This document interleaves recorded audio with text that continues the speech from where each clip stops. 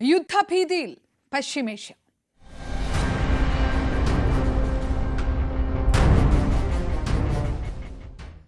Israel Iran സംഘർഷം യുദ്ധസമാനമായ സാഹചര്യത്തിലേക്ക് നീങ്ങുന്നു.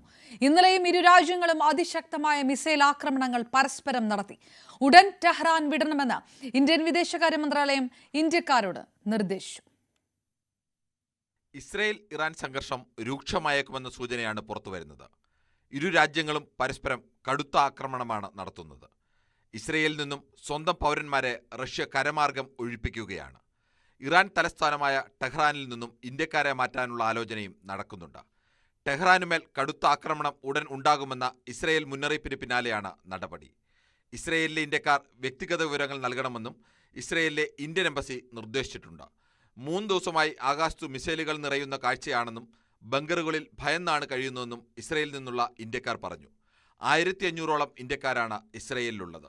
ഇസ്രയേലിലെ ടെൽ അവീവിലും ഹൈഫയിലും രാത്രി കടുത്ത മിസൈൽ ആക്രമണമുണ്ടായി. ഭൂഗർഭ അറകളിലേക്ക് മാറാൻ ജനങ്ങൾക്ക് ഇസ്രയേൽ നിർദ്ദേശം നൽകി. മധ്യ ഇസ്രയേലിലെ ജാഫയിൽ യമൻ ഹൂതികൾ മിസൈൽ ആക്രമണം നടത്തിയതായും റിപ്പോർട്ടുണ്ട്. ഇസ്രയേൽ ആക്രമണത്തിൽ ഇറാന്റെ കൂടുതൽ ഉന്നത ഉദ്യോഗസ്ഥർ കൊല്ലപ്പെട്ടതായി പ്രധാനമന്ത്രി ബെഞ്ചമിൻ നെതന്യാഹു അറിയിച്ചു. ടെഹ്റാനിൽ ആണവ കേന്ദ്രം തകർക്കുന്ന ദൃശ്യവും ഇസ്രയേൽ പുറത്തുവിട്ടു. ഇറാന്റെ പരമോന്നത നേതാവ് അയത്തൊള്ള ഖൊമേനിയെ വധിക്കാൻ ഇസ്രയേൽ ആലോചിച്ചെന്നും അമേരിക്ക അത് തടഞ്ഞെന്നുമുള്ള സ്ഥിരീകരിക്കാത്ത റിപ്പോർട്ടുകളും പുറത്തുവരുന്നുണ്ട്. സമാധാന ചർച്ചകൾക്ക് സമയമായെന്നും ആക്രമണത്തിൽ അമേരിക്ക നേരിട്ട് ഇതുവരെ ഇടപെട്ടിട്ടില്ലെന്നും അതേസമയം ഇനി ഇടപെടുമോ എന്ന് പറയാനാകില്ലെന്നും അമേരിക്കൻ പ്രസിഡന്റ് ഡൊണാൾഡ് ട്രംപ് പ്രതികരിച്ചു.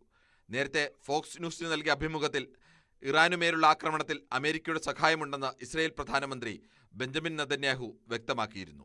International desk, news 18.